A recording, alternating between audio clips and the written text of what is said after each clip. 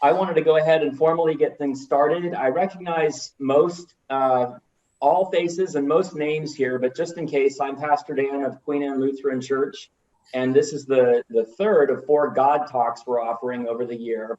The last will be from another former colleague of mine, Dr. Lynn Hofstad, who was with us a year or two ago on Jesus, God, and Gender. That'll be our 4th and final God Talk for the year.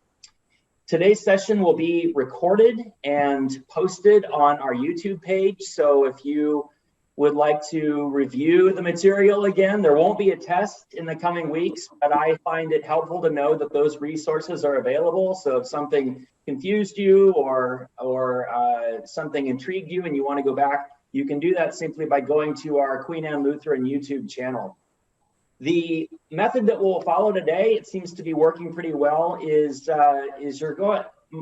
I'll ask our guest to speak some about the topic today, and then we'll just go ahead and invite questions, and you're welcome to ask either verbally or type a question in the chat, and I'll relay it to our guest, which is the topic next. So our speaker today did his dissertation on process, liberation, theological understanding of providence. I thought my dissertation was abstract. That sounds pretty abstract. At Claremont Graduate University in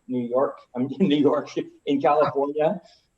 He's now the associate professor of religion at Pacific Lutheran University. He and I were colleagues there for several years, and we co-edited a book called Resurrecting the Death of God. Dr. Zbaraschuk, our guest, has since gone on to write or edit several volumes, including The Purposes of God, Providence as Process, Historical Liberation, and that will be in many ways the basis of the conversation today. So I want to hand it over to Dr. Michael Zbaraschuk and welcome him to today's conversation, and wanted to begin with the question that I had, which is basically, Mike, how did you come to this topic of providence? Oh, What's the yeah, it's a nice small topic. Yeah, that's a great question, right? So first off, I want to say thank you to Dan and to all y'all as a congregation, right? This is my 3rd or 4th time coming and talking with you, and I always really enjoy doing so. That is a great bunch that you guys have here. Really kind of interested in lots of different topics from what I see on your forum pages, and kind of pay attention to those. And I want to just say briefly that I'm really lucky to have Dan as a friend and as a conversation partner, somebody who we haven't just collaborated professionally, but we're personally acquainted. And I think, I'm just going to say, I think y'all are lucky to have him as your minister. I don't have this kind of level of theological discussion or the encouragement of that in my own kind of home congregation. So I love coming and working with Dan. So I'm grateful to him as well. I'll put a check in the mail for that one. I appreciate it. Thanks, Mike. Anytime. No, I'll be your press agent. No, I mean that all very sincerely. I'm grateful to be here, and I'm happy to be a part of this kind of endeavor. With regards to providence, right? So again, I'm gonna be a little personal here and talk about that. My own upbringing, I grew up in I would say it's relatively conservative. I mean, so I grew up within Seventh Adventism, which is a relatively conservative part of kind of American Protestant kind of universe. My own family wasn't particularly conservative in the Adventist universe, but still being in the Adventist universe makes you quite conservative with regards to the Bible, with regards to a kind of way of thinking about the activity of God. There's a kind of eschatological apocalypticism, right? Seventh Adventists tend to expect the soon return of Jesus Christ, right? Kind of like first century Christians, in that same kind of way. And so I was encouraged by my professors at Adventist University to go off and get a PhD. And in doing so, I had to encounter a lot of things at Claremont, which is one of the more liberal schools in which to study theology. in the country, I had to encounter a lot of things, and so I had to really kind of see what it is that I thought of, right? And so I felt to me that like the doctrine of providence, that is to say, and so when we say doctrine of providence, what do we mean?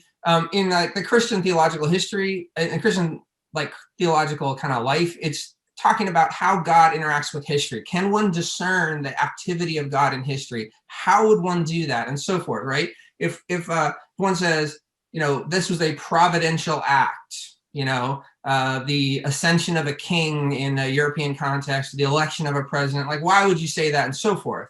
That's what I kind of wanted to explore.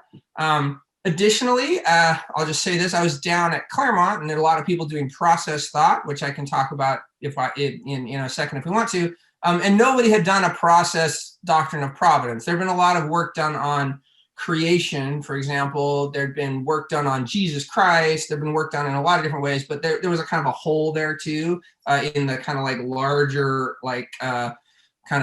literature, and no one had done one. So I thought I'd do one because it was out there. So those were the two things. One, I really kind of did want to explore and see what I thought. And the second was that there was this kind of like academic opportunity, I guess. I will say, based on the sales of the book, there's not too much of an opportunity. Not that many people are interested. Although, it's several people in the kind of loosely speaking, kind of open and relational world have published doctrines of providence. Like people are wanting to think about this, right? So I was kind of in the mix for that particular universe, but that's why I kind of came at it. I want to know what I really thought, and like Augustine and maybe Martin Luther too, right? You come to know what you think by like studying and writing it down. So that's what I kind of tried to work toward. Mike, before you go on, could you step back and say a few words about what process theology is? Yeah, I can certainly do that. So again, I mentioned that I studied at Claremont, which is kind of one of the centers of process theology in the world, really, and certainly in the United States. And I want to just point out too that like Claremont has become a closer neighbor to us in Washington. In the last couple of years, it has moved up. The School of Theology has moved from the Claremont colleges to Willamette University, which has its own kind of like set of reasons and so forth, but it's now the Claremont School of Theology at Willamette University, which is whatever it is. So it's closer to us. So if you as a congregation ever want to get in touch with them, there's folks down there that could back when at the point in which we actually meet with one another, they would be happy to drive up and talk with you guys. I'm thinking in the years to come, right? So yeah, Claremont. So what is process theology? Process theology, as we encounter it, right, tends to be kind of liberal Protestant theology. So Protestant theology done by Lutherans, Episcopalians, Methodists, people who have a kind of more liberal mainline bent, right? Both in, I would say, the United Kingdom and in the United States, who are influenced by a particular school of philosophical thought, right? So when we talk about what theology is, and I'm sure you guys are super well educated in this because of Dan, but when I talk to my intro students, they say, what is theology? And I say, it's just religion, which encounters philosophy, right? So when you ask philosophical questions or give philosophical answers to the practice of a religion, when you ask questions of logic or epistemology or ethics, you're doing theology at that point. So process theology is informed by this philosopher, Alfred North Whitehead, and a couple of students, Charles Hartshorne, that basically what they want to say is that the fundamental nature of reality is that things are changing and in process, right? A lot of more older Greek philosophy tries to look for essences or forms, like what is the essence of justice? What is the essence of love? And like look at those kinds of as static,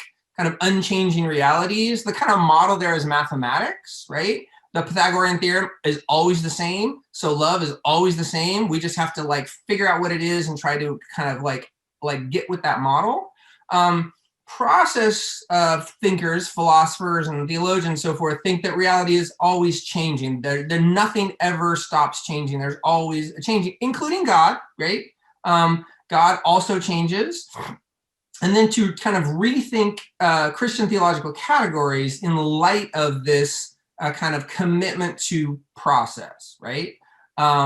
This isn't super new, I would say. It just in the English-speaking world, I would say England, United Kingdom, and the United States, and to a lesser extent other places, people to come at it like maybe through Whitehead instead of Hegel, right? Where in the German-speaking world, they maybe would attend more to Hegel, because Hegel is also a process thinker, right? He also thinks that things are always changing and developing, right?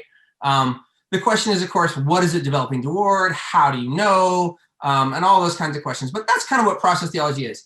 We're not interested in essences. We're interested in process and change. We think that that is the ultimate nature of things, is that they're always changing. And so how then do we, as theologians, that's the process part, and the theology part is how do we attend to traditional Christian doctrines like the church or Jesus Christ or providence, right?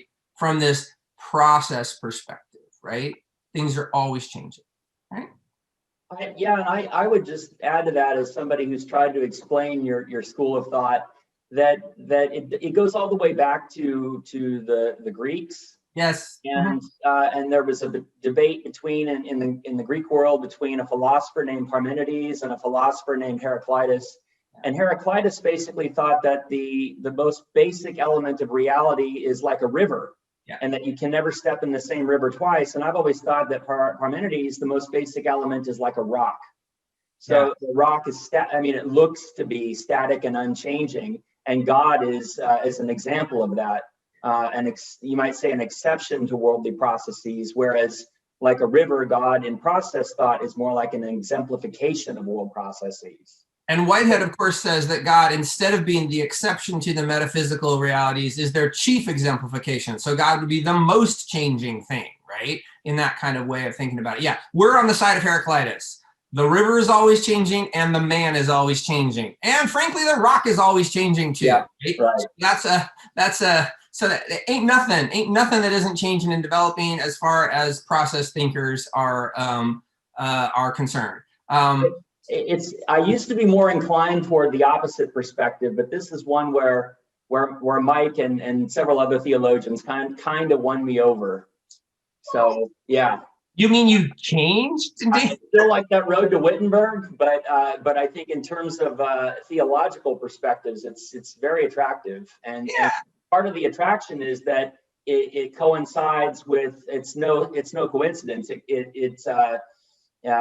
It's in conversation with quantum theory, which is going to argue that there is no stable ground of things, but everything at its most basic level is movement and change, dynamism.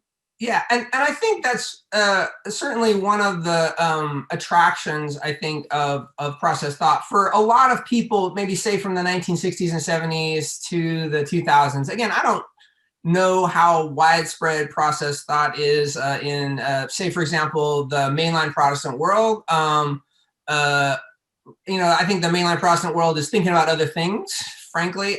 So I don't know that they're really thinking too much about process theology in the way that maybe some folks were in the 1970s. Again, I'm not necessarily a part of that world a lot in the way that maybe you guys are. So you folks can tell me. But I would say one of the attractions about it is that it. So I would just say here, like the best Christian theology is always engaging with the best and most up-to-date ways of thinking about the world, right? So Augustine is thinking about Plotinus, and Aquinas is thinking about Aristotle. Luther and Calvin are thinking about the Renaissance and their kind of recovery of the text of Scripture, right?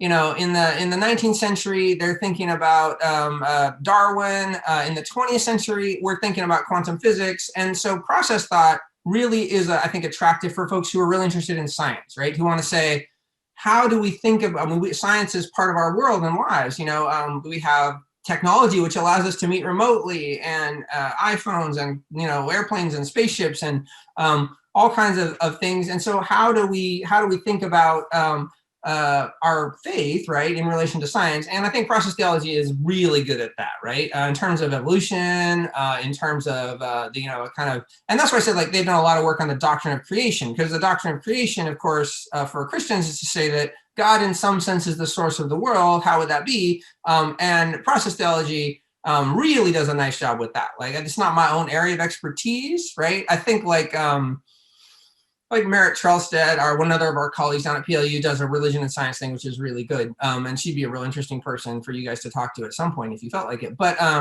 that's an aspect of Christian of process theology that's really very attractive to a lot of people. Yeah.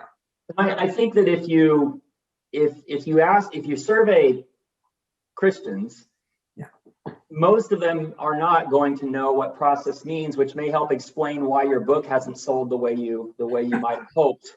But at the same time, I would argue that many are sort of anonymous process thinkers, because most of us assume that God sort of responds in real time to our prayers. Yeah. Well, if that's the case, then God is obviously capable of change, which flies in the face of what's called classical theism, which, at least among the theologians and in the church's official doctrine going back to the first couple centuries of the Common Era, essentially dominates the church. If you claim otherwise, that God can change, that God can respond to worldly events, as bizarre as this sounds, you would be considered a heretic up until about the 19th century. Yeah, so there are folks who have done work on that particular historical question, and I think, if I recall correctly, maybe John Sanders, who's done some interesting work on that, who wants to say that there's an alternative tradition, which is always saying that God is in real relation and available to change. In some sense, what this is saying, sort of philosophically, is that God is inside time, right? That God is not, in some sense, timeless, right? That has been, as Dan has rightly points out, the kind of viewpoint of large swaths of the tradition. Again, I don't think it's been it's large swaths of the kind of theological tradition. Right. I don't think it's been the viewpoint of people's, for example, prayer life or general faith life. The idea is that, like, if you pray to God and ask for something, God responds in some sense, right? Or that God would, if we talk about providence, direct the world in some way. That entails a kind of relationality. Right. And I think those folks who have emphasized the kind of freedom of the human person, right? Whether we're talking about Pelagius and his kind of controversies with Augustine, or the Arminians and their controversies with the Calvinists in the kind of like in that aspect of the Reformation thought in the 16th, 17th century, those folks have tended to say, no. Like, God also changes, right? And human beings have freedom, right? So I think, like, insofar as one emphasizes either human freedom or God's real, genuine relation with a kind of give and take in kind of spiritual life, I think some folks want to say, no, there's been a kind of tradition there. It may have been a more popular tradition, because Dan's right, that, like, in the larger tradition, people have said God is perfect, right? And they kind of come at this in a logical way. They say perfection entails, like, if God was imperfect, right, then God could either is either deficient in some way, or God is not fully realized, right? And that would be unthinkable. So God is perfectly realized, which means God's relations do not change, right? Anselm will say in the 9th century, I perceive you as changing, but you are not really changing, right? Like, you change in terms of my experience, that is, in terms of my perception, which is imperfect, but in terms of yourself, you don't really have any kind of a relation, which precludes love, right? In many kinds of ways, right? Or a love which is a kind of like static perfection rather than a kind of give and takes. So it'd be so far outside of our human experience, like, what would we call that?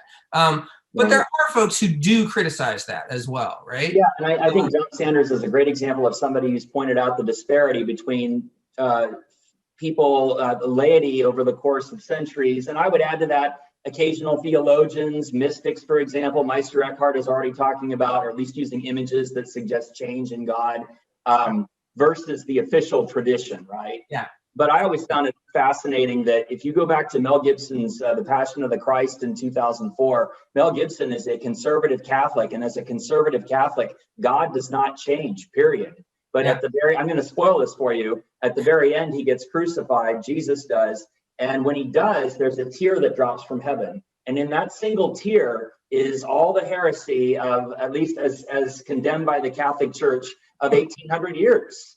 To suggest that God was affected by the death of Jesus is tantamount to heresy, again, up until the modern era. All right, I have a couple questions for you from folks. Nancy gets right to it. I love it. She says, how does process theology explain the pandemic? Yeah, it's a great question.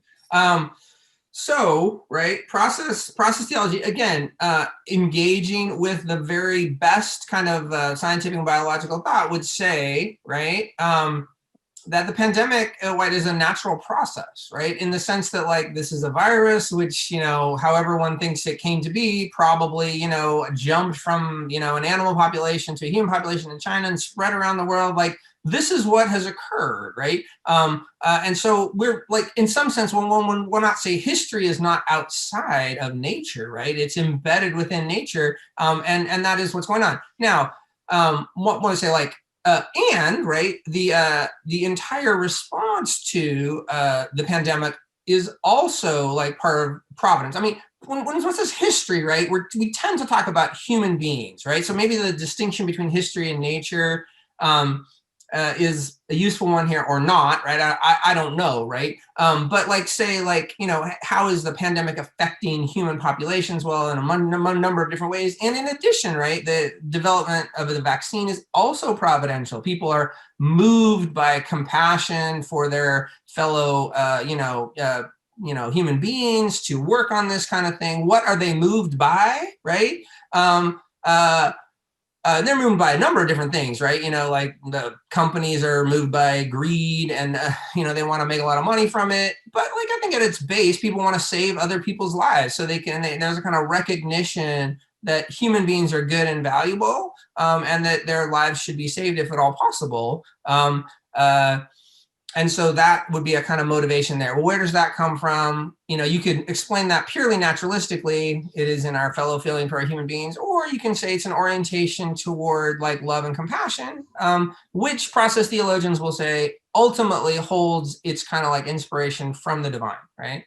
The divine is the kind of divine, process theologians use this term, divine lure, right? Which lures, in this case, humanity toward trying to do something about this, which is kind of like moving toward, moved by compassion, moving toward the greater good in some sense, right?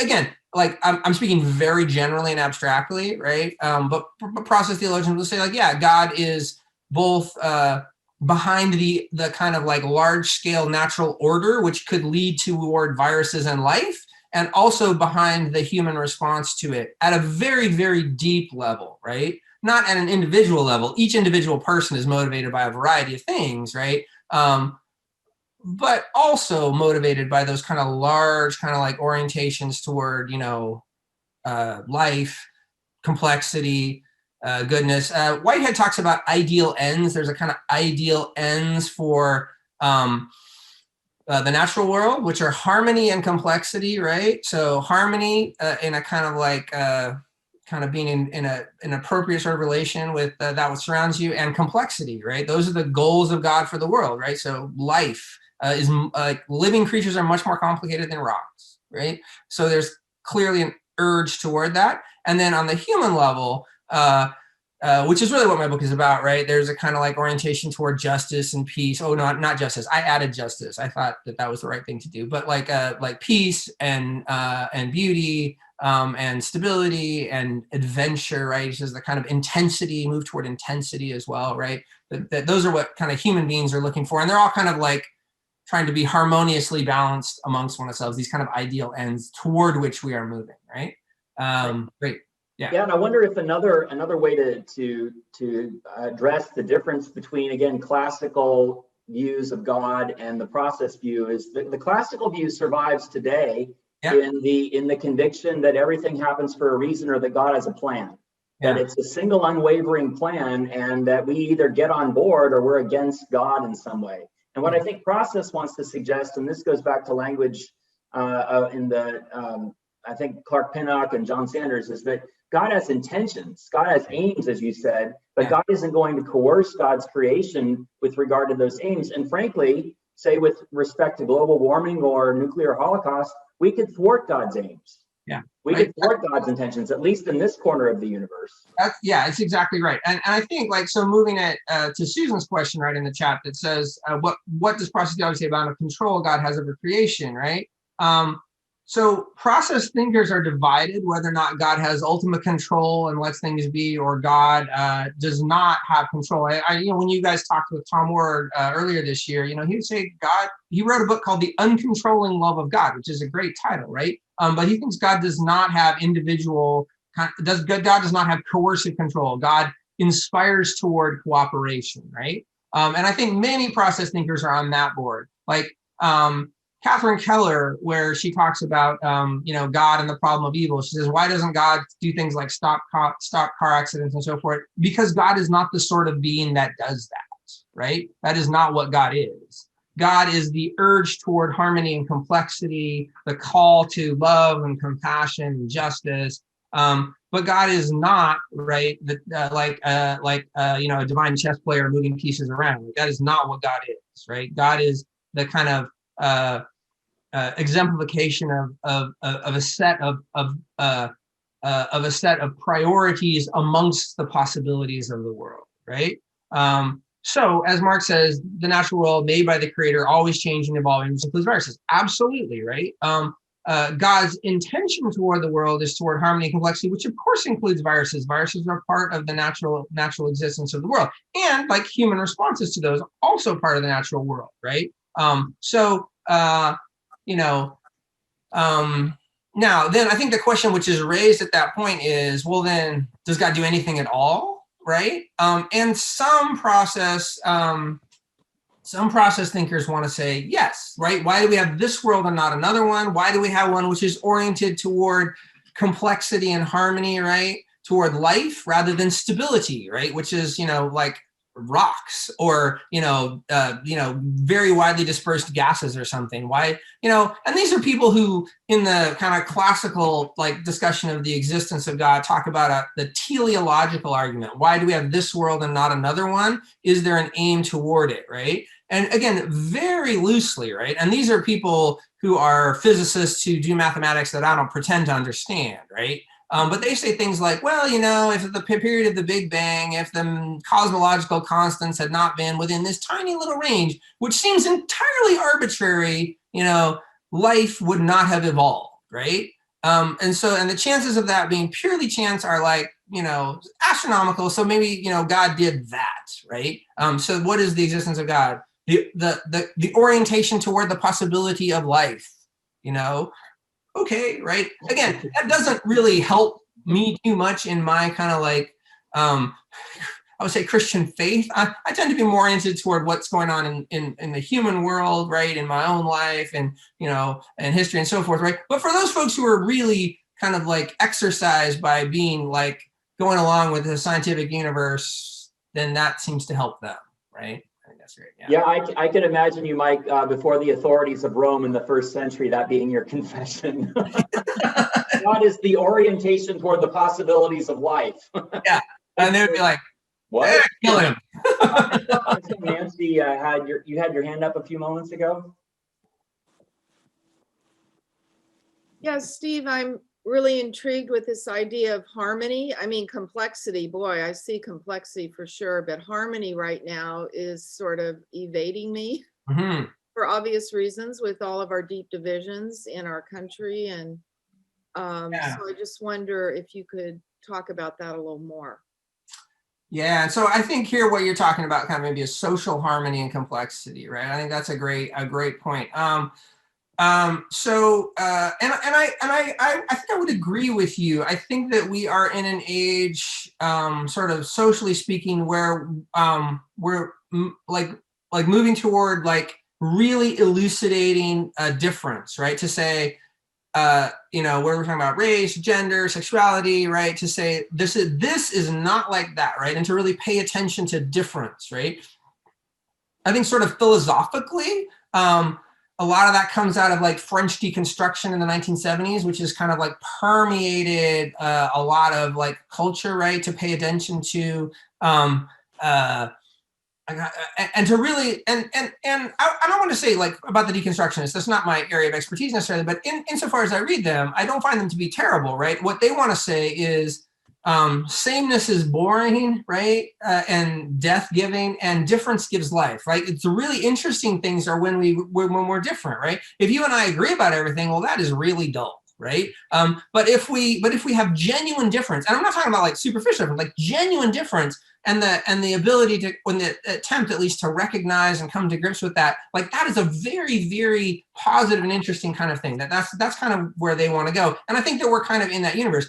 I do think that there's for many, many folks, really radical difference is frightening and quite difficult, right? To kind of come to grips with in that way.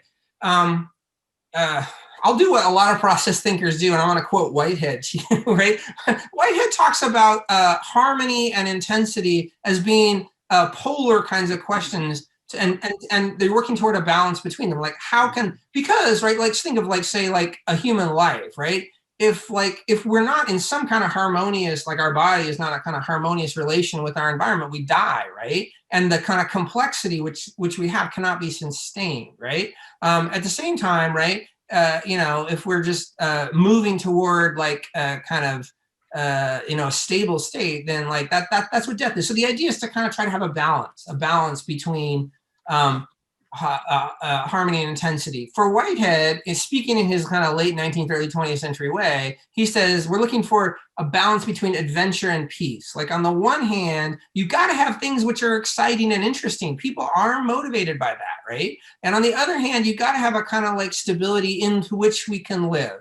And individual people and different social groups are going to have different kind of balances, but the point is to have a balance between them. He sees them as kind of on a continuum, right? Or maybe like you do this for a while and then you do that, like maybe a kind of like, I suppose a kind of like loose cycle where things move back and forth between them. But he says that both of those are there and both are important. And if a society is going to kind of be a society into which people really like to and want to participate, it's going to have both of those things. And I don't know, I hope that's helpful in some senses, right? Maybe some of the things that have been happening in the last weeks feel a little too intense, right? We need to move toward a kind of more harmonious kind of way of thinking. And I think certainly for some folks, I mean, like kind of pure social chaos is very intense. A lot of young people, love that and enjoy, breaking stuff, right?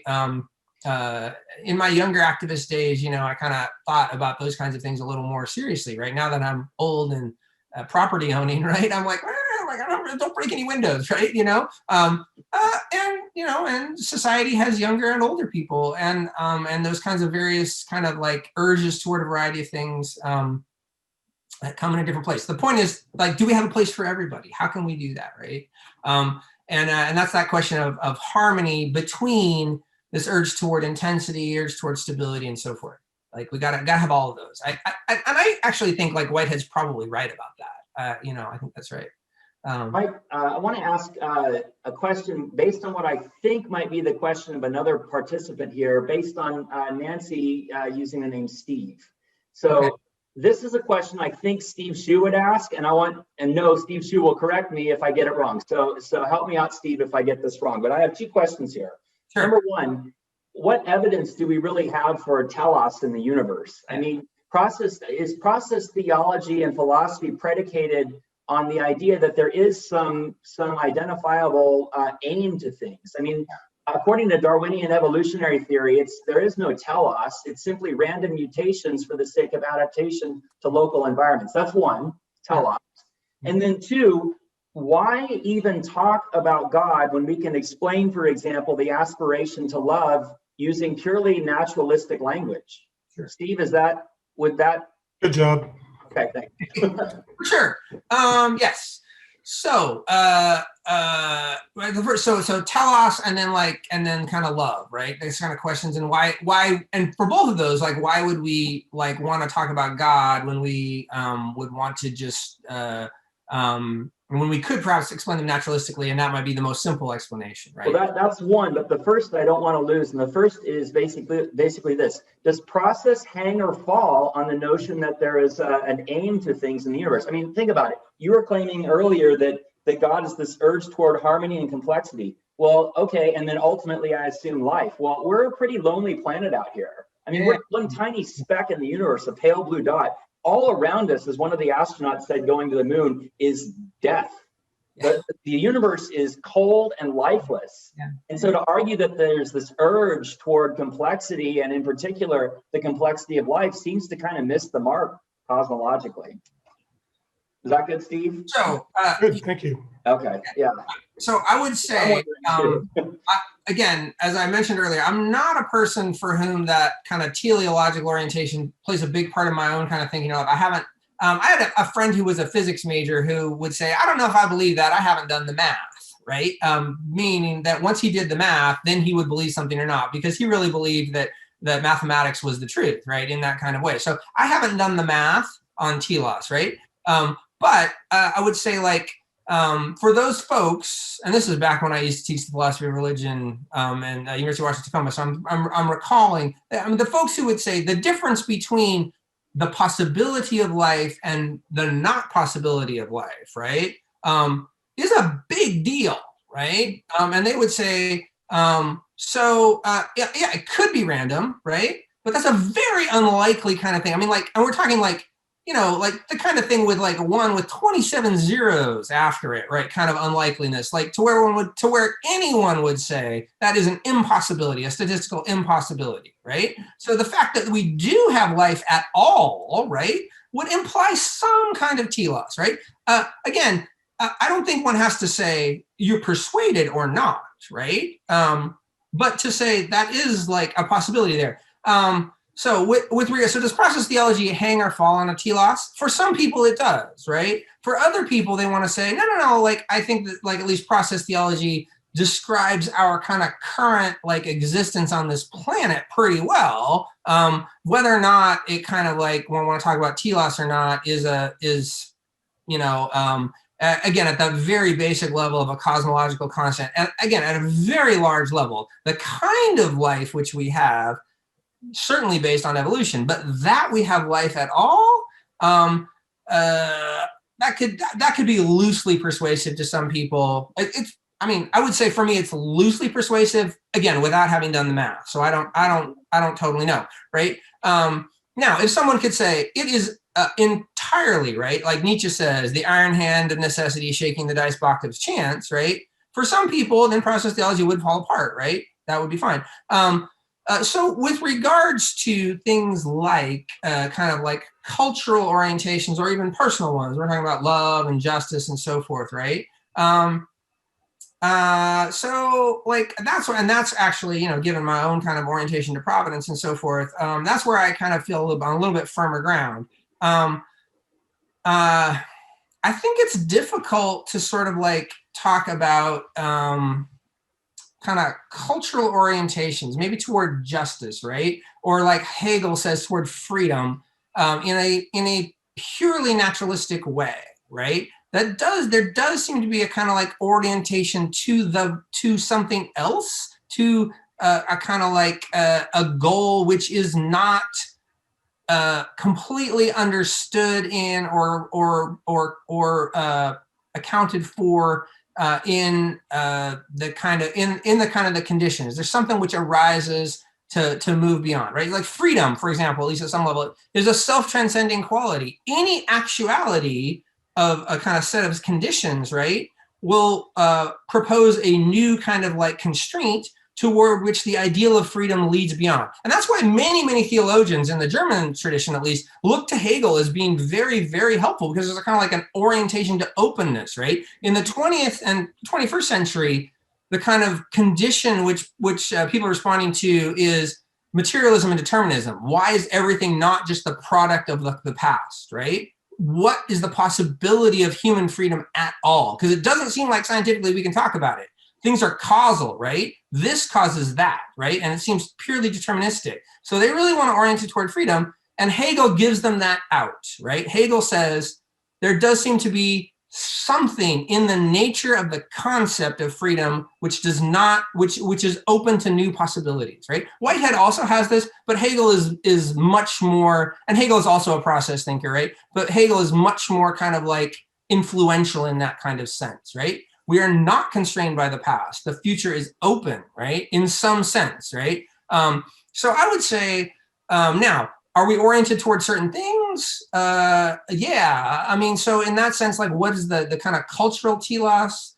Again, that's an open question, right? But like, if you're moved at all by questions of justice, of freedom, or love, you can kind of like look at those and say, yeah, that's an orientation. Is this culturally conditioned? Absolutely. How could one think it's otherwise, right? Certainly within Christian tradition, we say the kind of shape and form of Jesus, right, is the kind of like norm by which we kind of try and live, right, in that sense. So yeah, culturally conditioned, absolutely. But to something new, which we're not purely constrained by, I think that's, I can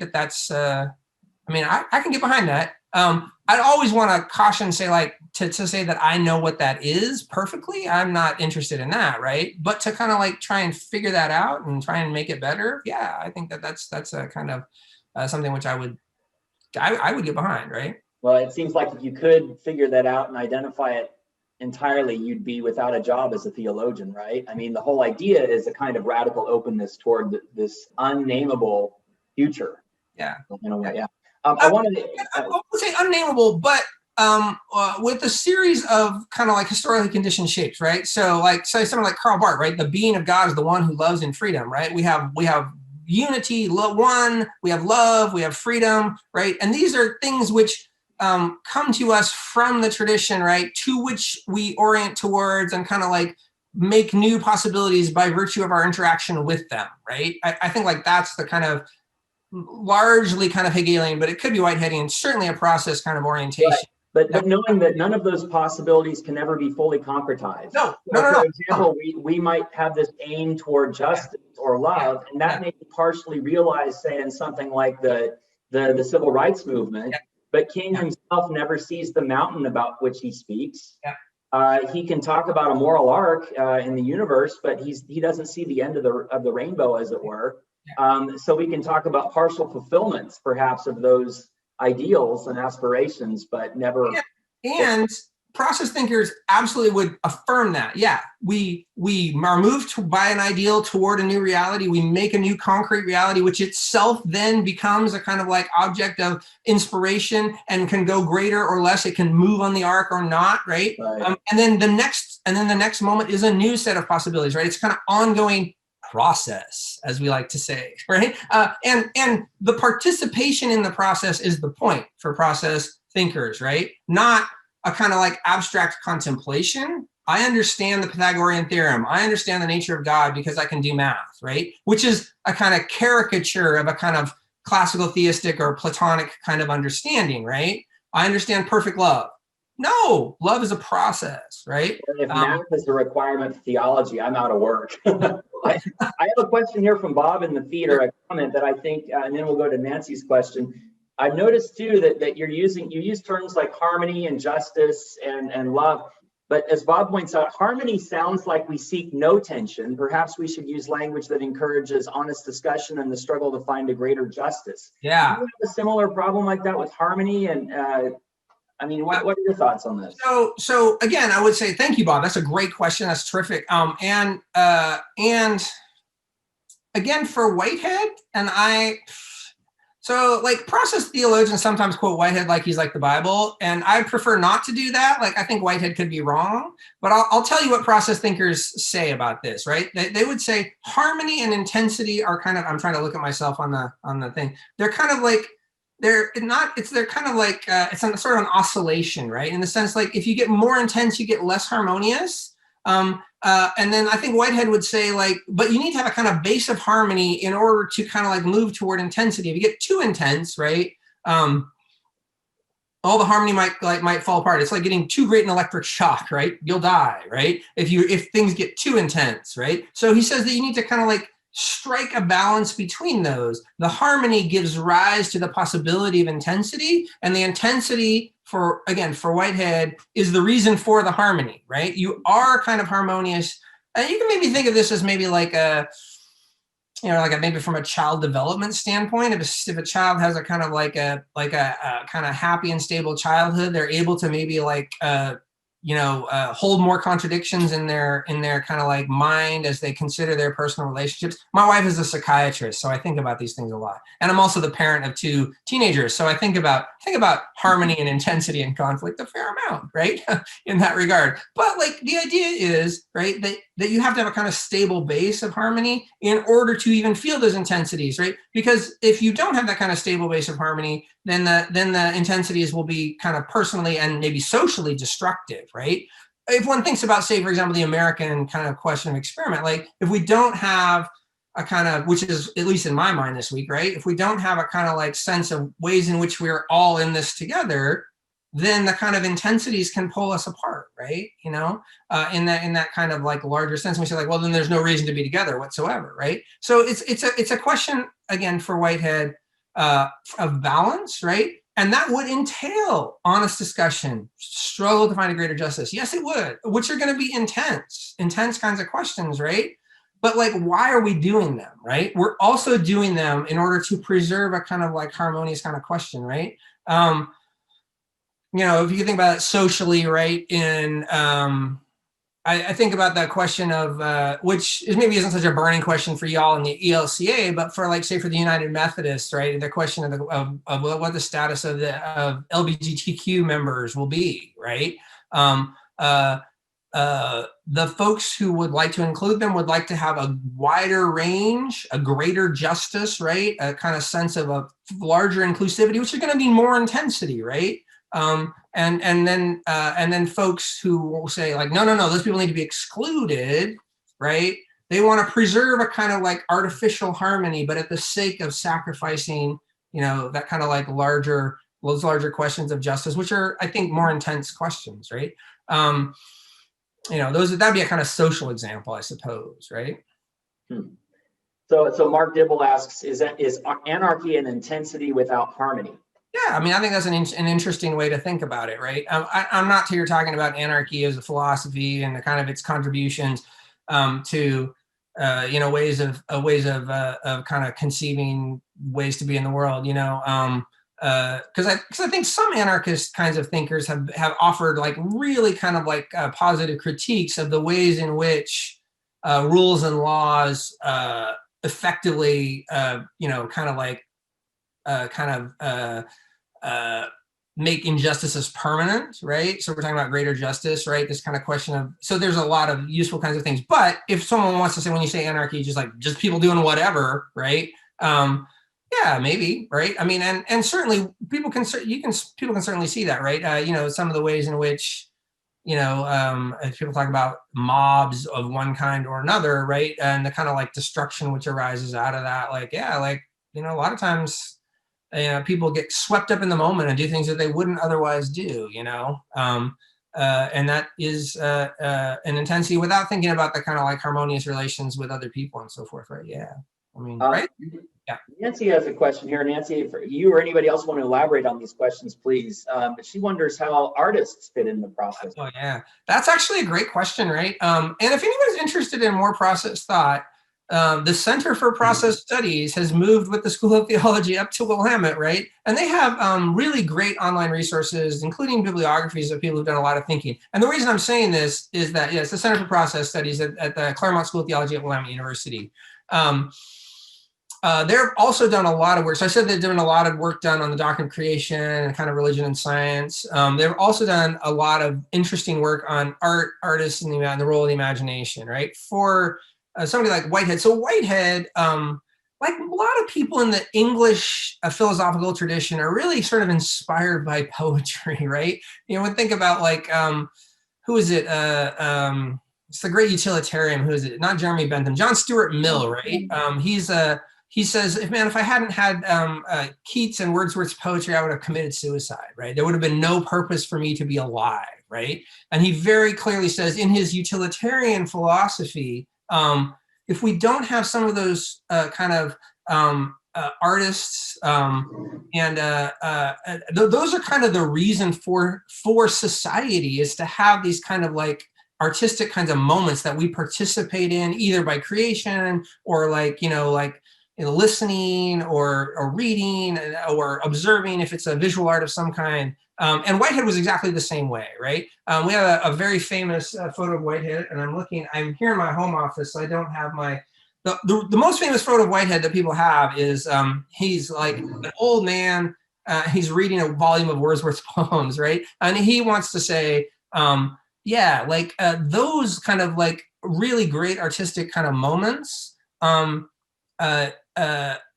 hold together harmony and intensity in a collective way, right? So like that other people can respond to, right? And so artists are in a certain sense kind of like the kind of like prophets and seers of a society, that they kind of like hold the kind of like the various aims of God in a kind of like in a productive kind of tension, which moves the world forward. So process theologians generally tend to be very positive about artists and think of them as having a really, really important kind of like social role. And so they tend to like value them a fair amount, right?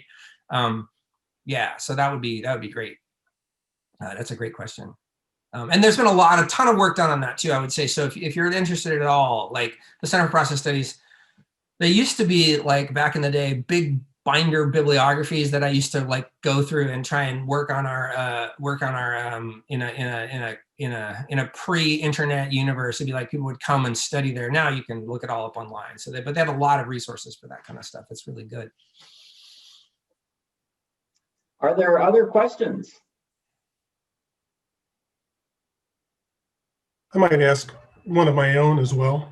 Sure. In conversation, all the time. yeah, exactly. In conversations I've had with Jay McDaniels from the Center for Process Studies, he's talked about how within process there's a really wide range of views about theism and the nature of what God might be like. And this morning you've used some words that suggest a very traditional kind of God that hears and responds and has objectives and intentions even, and is active. And Jay says there's also, though, non-theists within that same school. And I'd imagine they would hold more toward an ideal kind of view of God, where God is an ideal, like love or like peace or like justice, which inspires us. Yeah. And that is probably carried along by culture rather than having objective being on its own. Yeah. So it seems to me there's a pretty wide variety there to draw on. Yeah.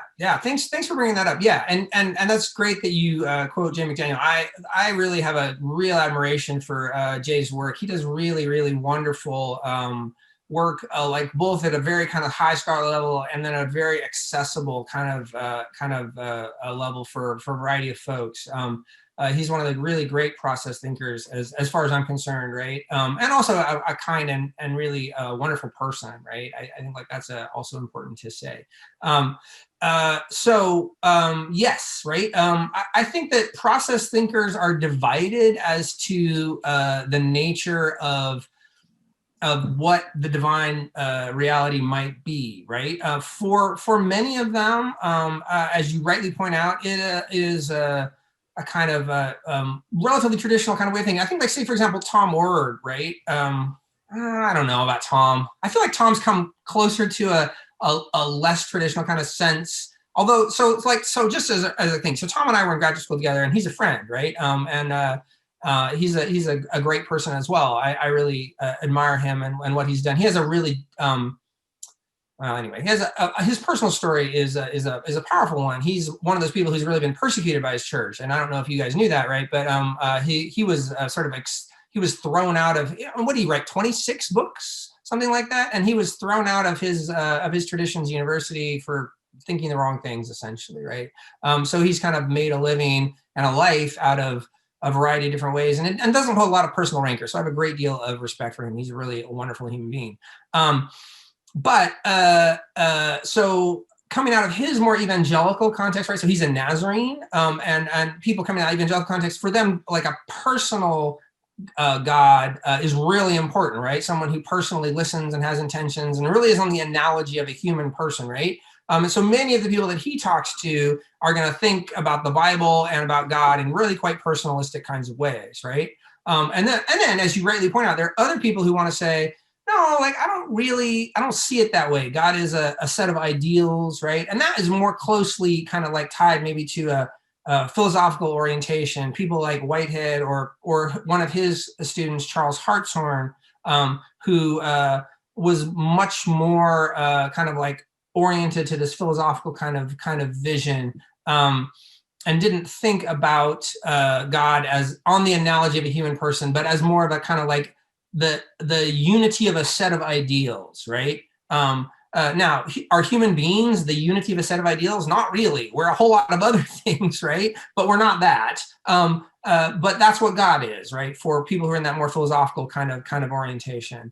There are folks who are, and there are even folks who want to say, like a process orientation describes maybe how the universe actually is, right? But maybe doesn't have a lot to do with kind of like, say, like the Christian life. Like Christian life is maybe better explained on a kind of maybe a more kind of cultural kind of like analysis question, right? Whether one wants to talk about, like say in your Lutheran tradition, what is it to be a sinner and saint simultaneously, right? As my man Martin said famously at one point. That's maybe more what the religious life is. It may not necessarily be about like how we want to talk about science in one way or another, or even culture, right?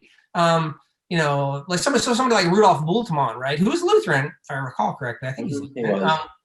Who wants to say, Christian life is about individual decision and what you're going to do at this moment, right? History is a series of tragedies. Nature is red in tooth and claw. It doesn't matter. We live in our moments of decision, right? And that's all we have, right? That may be more like what the religious life is like, and it's not really connected with these kind of larger kinds of things. Although I'm not saying that Bultmann's a process thinker. I don't think he is. But other folks might want to say in that kind of way. Yeah. So I think there's a variety of ways to think about God, right? If that's what this is God talk, right? Maybe more traditionally personalistically theistic, non-theistic, maybe even atheistic, right? Like, Christianity against those ideas about God and about like kind of like living a fully human life following Jesus in one way or another, right? Like that would be a different way of thinking about that kind of Christianly. Now we're moving far afield from process thought, yeah. I know that we're coming up to time here. Yeah, I did go ahead and post an anthology that Jay McDaniels edited that might give a sense more of what Steve's talking about, this diversity of possibilities, or this array of possibilities in the process world. So I appreciate that. Let me come full circle here with a question that Mark Dibble asks. We started with Providence. It would probably be a good place to end there. What he'd like to know is if you can explain what is not Providence, so that we can better understand the distinction between providence and what is not.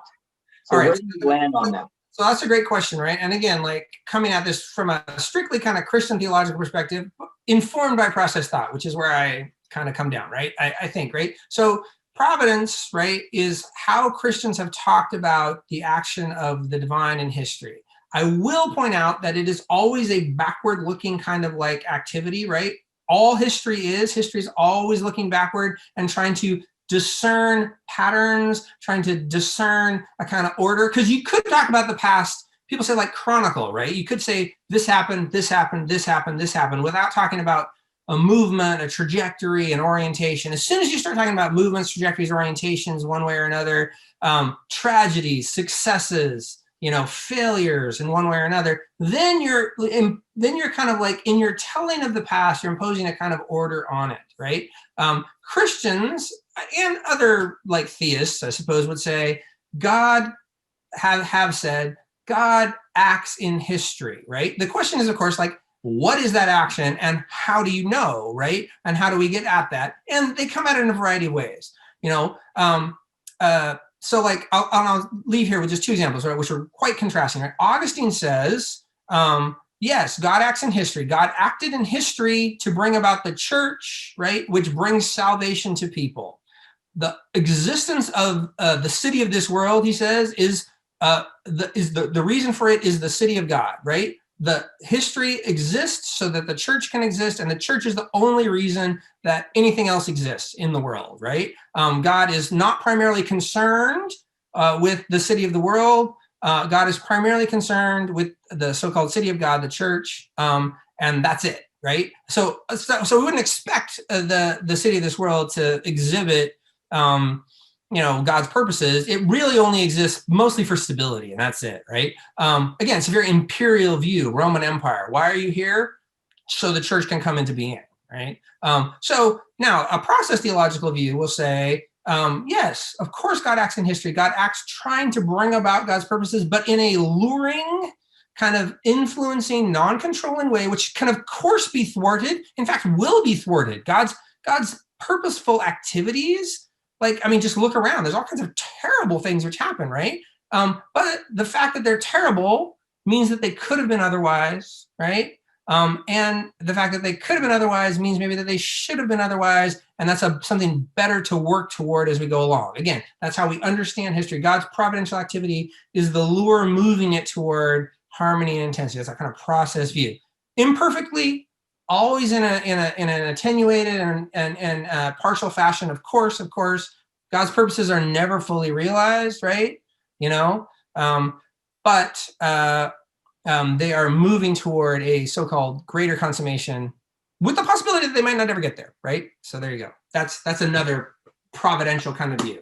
A great quick example finally before we go, I think of providence in the scripture is in the book of Esther, which we talked about a few weeks ago, where Mordecai makes a providential claim. He says in speaking with Esther that perhaps she has arisen to power at just such a time as this. Yeah. And it's right there that even though he never mentions God in that context, he is making a claim about providence. Yeah. That history has this trajectory, this orientation, these patterns that you can see. That's providential thinking. Yeah, I think so. Now, yeah, and some folks will want to say there is nothing, like history is just a series of kind of tragedies and accidents, right? But insofar as you say some things were worse than they could have been otherwise, like you might want to look at the history of the United States, right? And that's what I'm thinking about a lot, right? Like there's the Civil War, and then there's Reconstruction, and then there's Jim Crow. Like Jim Crow is worse than Reconstruction, right? And the Civil Rights Movement is better than Jim Crow. Insofar as you're making those judgments after the fact, right? Then you're talking about how God's aims, right, are instantiated at least partially, right? Or can be thwarted, right, in the historical process of human life. That's how I think process theologians certainly would want to talk about that as well. All right, if you're writing as fast as I am, the good news is that you can watch this video again on our YouTube channel. That's Queen Anne Lutheran YouTube channel. And with having said all that, I want to thank our guest, Dr. Zbaraschuk, for a really fun and interesting conversation today. Very much appreciate your time. Yeah.